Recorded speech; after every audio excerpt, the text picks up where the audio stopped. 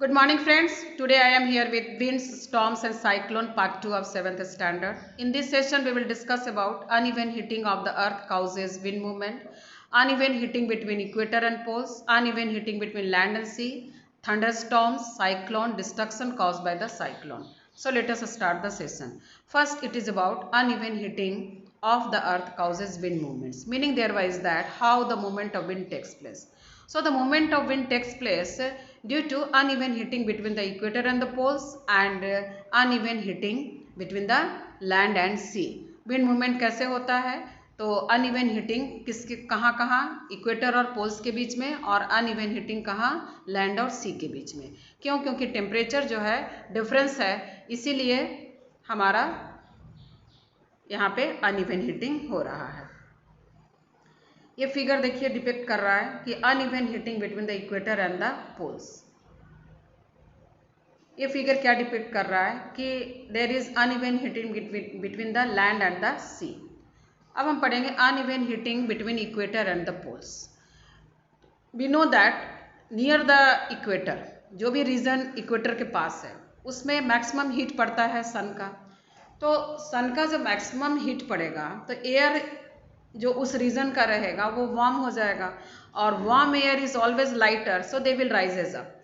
अब राइज हो गया, ऊपर गया तो वो ये प्लेस तो खाली हो गया, तो कोल्ड एयर कहाँ से मूव करेगा? Region between 0 to 30 degree latitude north और साउथ इक्वेटर से मूव करेगा डायरेक्टली इक्वेटर के पास, यानी 0 डिग्री के पास.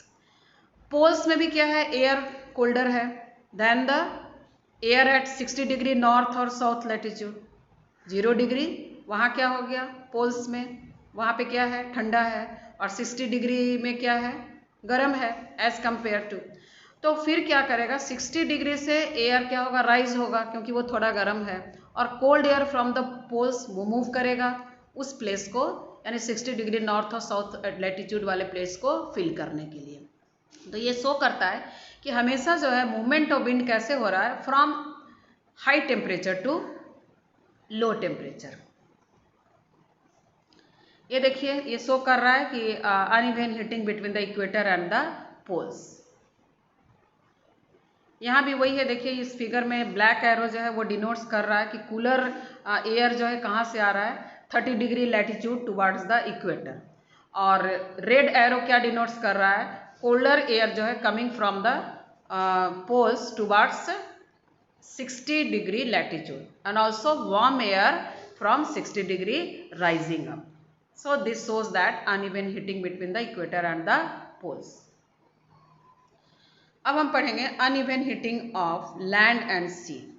समर में क्या हो रहा है कि इक्वेटर के नियर जो रीजन है लैंड क्या हो रहा है? Heated faster than the sea in during the summer condition.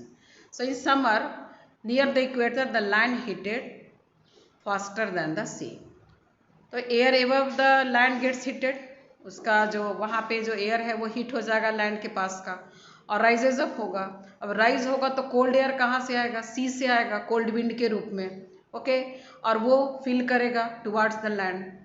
अब ये विंड क्या करेगा? अपने साथ वाटर भी लाएगा और रेन होगा. हाँ, मानसून विंड क्या करेगा? वो भी वाटर लाएगा और रेन होगा. विंटर में क्या हो रहा है? जस्ट अपोजिट हो जाएगा.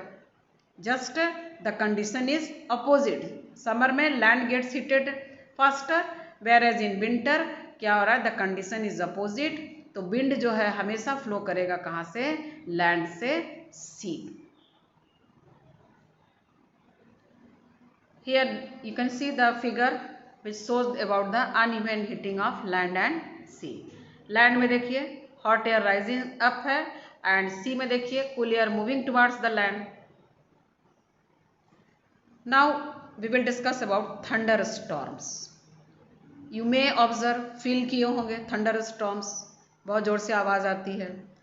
So ये कैसे हो रहा है कि जब टेम्परेचर जो है राइज होता है एटमॉस्फेयर में तो स्ट्रॉन्ग विंड्स जो है ऊपर आ जाता है.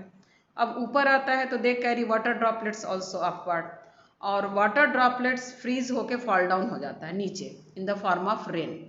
अब फास्ट मूविंग जो movement of falling water droplets and rising air, ये दोनों के बीच में it causes the lightning and sound.